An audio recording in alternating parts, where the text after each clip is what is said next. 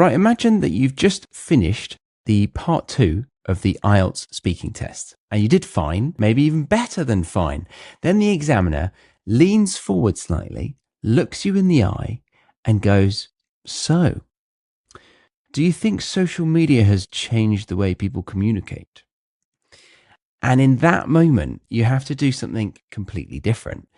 No more 2-minute monologues, no more cue cards to lean on, just you, your opinion, and the very real possibility of saying, yes, social media has changed a lot.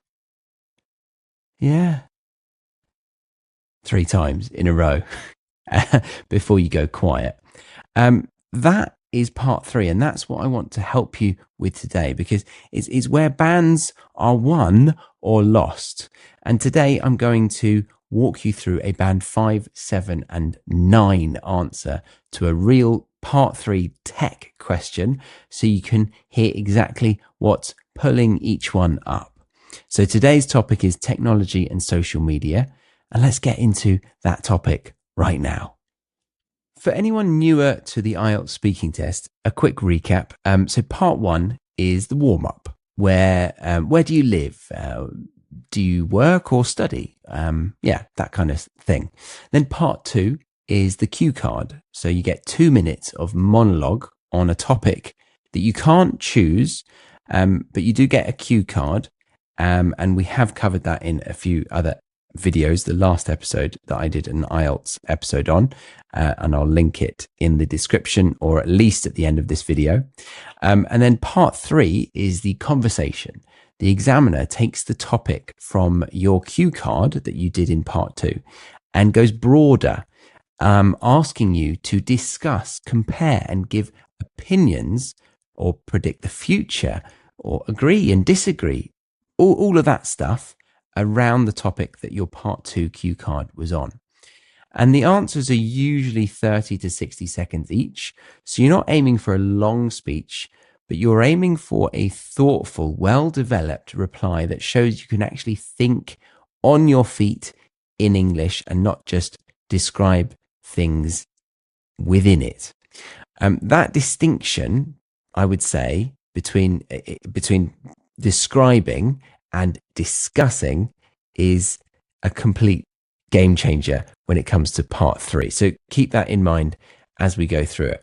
But yeah, today's question is, do you think social media has changed the way people communicate with each other?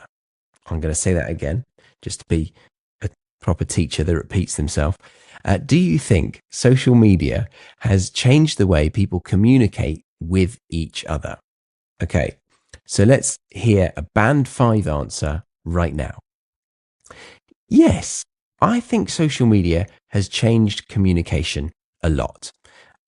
Before, people met in person or talked on the phone, but now they use apps like WhatsApp, Instagram, and TikTok. So now communication is faster, and you can talk to many people at the same time, but it is also a problem because we don't really talk face to face so much. People send messages and emojis instead. I think it's good for staying in contact with family in other countries, but it's bad because young people are sometimes addicted to their phones. So yeah, I guess in conclusion, social media changed communication, and it has good things and bad things. Okay, end scene. Now, before we break that down, quick side note. If you found yourself thinking, yeah, that actually sounds a bit like what I would say, then you'll really benefit from the free lesson pack I've made for this episode. Inside it, you'll find a handful more part 3 question sets on everyday topics with band 5, 7, and 9 model answers for each one, plus short exercises so you can practice building your own responses instead of just listening passively. You can grab it by scanning the QR code on screen right now or by checking the show notes, description, or comments section. Click that link and it will take you to this page that video podcast viewers can see right now. Fill in your name and email, and I'll be able to send the PDF straight to your email inbox for free. All right, so that band 5 response, it was fine. It was genuinely fine. The grammar is mostly correct.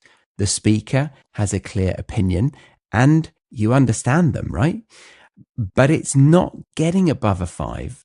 And you might be surprised by that because, there wasn't any real issues with it, or so it seems. Firstly, I'd say the vocabulary is incredibly basic. I said good things, bad things, problem, addicted. The good things and bad things are the main basic part there. But these are words a low intermediate student could use. There's nothing in that answer that says this person can really handle a discussion in English. Secondly, the structure is essentially a list, right? It's like this happens and this happens and this happens. No single idea actually gets developed live. And thirdly, and this is the big one for part 3, there's no real thinking happening out loud. I say social media is good and bad, but never get into why or for whom or in what way. There's no nuance, no example, and no, yeah, but on the other hand, kind of reflection. And remember what I said earlier in the video, part 3 is asking you to discuss something. Band 5 describes it. That's the core difference right there. Describing versus discussing. So if you're around band 5, here is a very simple unlock for you. Every single time you give an opinion in part 3, ask yourself why. Why did you give that opinion? And answer it out loud. And don't just say it's a problem. Say what kind of problem and for whom, and give one tiny example. And that single habit could potentially lift you a whole band on its own. Okay, so time for us to level that response up from a band 5 to a band 7. So again, the same question as before. Do you think social media has changed the way people communicate with each other? Yeah, I'd say it's changed pretty significantly, especially over the past 10, 15 years. The most obvious thing is that a lot of communication now happens through screens rather than face to face. Most of my friendships, honestly, are kept alive through WhatsApp groups and Instagram stories rather than meeting up in person. And I think there are real benefits. Like you can stay in touch with people across the world without thinking twice about it. And platforms like Zoom and FaceTime have basically erased distance for families. But on the flip side, I do think it's made conversations a bit shorter and shallower. People are quicker to send a meme than to actually catch up properly. But yeah, there's also the fact that you can't really hear tone in a text message. So things get misread fairly easily. So overall, I'd say social media has made communication more constant, but maybe less meaningful, depending on how you use it. Okay, we've climbed a level there. And what actually changed? Well, I'd say the vocabulary got more interesting. We had things like kept alive through or erased distance, quicker to send a meme than catch up properly, right? That's the kind of phrasing that shows real control of idiom and register. We got proper development. Like I said, I think there are benefits. And then I actually gave examples. I said, then on the flip side, and gave the counter side. And that structure, opinion plus example plus counterpoint, is the bread and butter of band 7 for part 3. The opinion itself is also more nuanced. It's not good or bad. It's more constant, but maybe less meaningful. That kind of phrasing tells the examiner you can hold two ideas in tension at the same time, which is precisely what a part 3 is testing for. So maybe you're asking me, well, why isn't it a band 9? Why can't you get a band 9 for that? And I'd say it's because it feels a tiny bit rehearsed. Like the phrases are good, but they arrive in a tidy, slightly textbook order. I'm not really thinking in the moment clearly. I'm just presenting the information. Band 9 sounds like the brain is genuinely working in real time, like the speaker is finding the idea as they say it. And you'll hear what I mean when I give you the band 9 answer. In fact, let's just go straight to that band 9 right now. So here is a band 9 response to the same question, which is, do you think social media has changed the way people communicate with each other? Oh, massively, yeah. I think the most interesting shift is that communication has somehow become both constant and weirdly shallow at the same time, if that makes any sense. Like I'm in regular contact with people I haven't physically seen in years through Instagram stories and random WhatsApp groups, but the actual substance of those interactions is fairly thin. It's reactions, emojis, the occasional meme, rather than what I'd call a proper conversation. And the other thing I find genuinely fascinating is how social media has blurred the line between our public and private life. People will share opinions online they'd never say to your face. I mean, partly because there's now a kind of audience even for ordinary people. And I think that's made everyone slightly more like almost performative without realizing it. But that said, I don't want to come across as too cynical about it, because for people who deal with social anxiety or live far from each other or far from their homes, these platforms can genuinely be a lifeline. So it's not all doom and gloom. It's more than that. But somewhere along the way, we've traded depth for convenience without quite noticing. Right. So what's actually happening in that band 9 answer? It's not really much more sophisticated grammar. The grammar is nothing wild, really. It's not bigger words.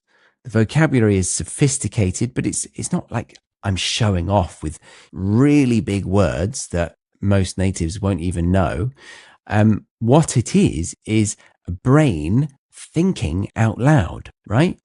If you were to listen back to phrases that I said, like, if that makes any sense, or what I'd call a proper conversation, or I said, I don't want to come across as too cynical.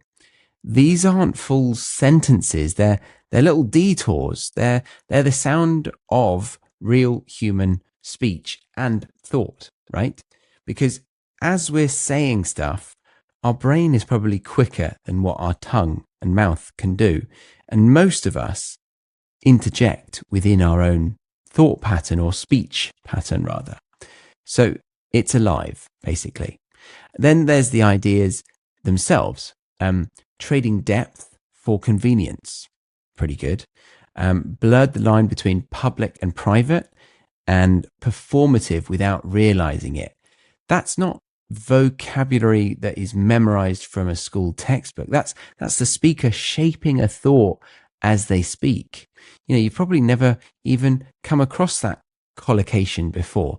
It's the in the moment combination of thought and advanced vocabulary.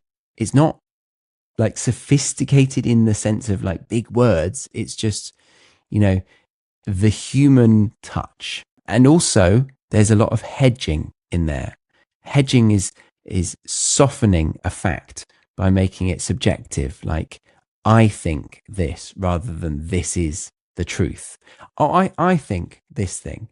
Or even the phrase, if that makes sense, that's kind of hedging as well. Or I'm not sure we always notice. That was another one. But yeah, band 9 speakers don't dump opinions on you necessarily. Okay, it's a bit subjective here, but they often offer them. for you to decide what to do with, because they've given you some softness around the edges. It signals confidence, I would say, without sounding arrogant, which I'd imagine most examiners will really respect. So yeah, the big takeaway from this one, to push from band 7 to band 9 in part 3, is that you don't need fancier English. You don't need to swallow a dictionary. You need to actually have an opinion and then deliver it like you're discovering it as you speak, not reciting it. That's the band 9 trick, especially for part 3. It's a feeling, not such a formula. Now, the examiner won't only ask one question. Part 3 is a proper back and forth. So you should expect 3 to 5 questions on the topic. So here are a few more genuinely common part 3 questions on technology and social media that you should be able to handle. One is, do people today spend too much time online? Another one is, how has technology changed the way children learn? Pretty big. Another one, are older people as comfortable with technology as younger people? And the last one I'll give you is, what are the dangers of social media for teenagers? I'd try answering each one out loud, ideally with your phone recording you, then play it back and ask yourself one question. Was I describing or was I discussing? Okay, that single check done honestly can lift you a full band on its own. Now, if you're sat there thinking, yeah, Charlie, that is great, but how do I actually practice this on my own? Well, that's exactly why I made a free lesson pack for this episode. You'll get a handful more part 3 question sets on different topics, each with full band 5, 7 and 9 model answers, my breakdowns of what's making the difference, and short exercises to help you build your own answers. And the reason this format works so well is that hearing that gap between bands is one of the fastest ways to start closing it yourself. It basically rewires your ear. So scan that QR code on screen right now, or click the link in the description, show notes, or comments. And that link will take you to this screen that video podcast viewers can see right now. Fill in your name and email, and I'll be able to send you that free PDF right to your email inbox. All right, that's it for today. Next time you practice speaking, don't just answer the question, have an opinion. Then say it like you're working it out as you speak, not like you're reading it off a card. That is where part 3 fluency really, really lives. If there's an IELTS topic you'd like me to cover next, drop it in the comments below, and I'll aim to make the next video about that one. And if you want to keep going right now, there's another IELTS episode waiting for you on screen where we walk through a different part 2 cue card from start to finish. Click on that one next because it pairs really nicely with this one. So see you in that video. Bye-bye.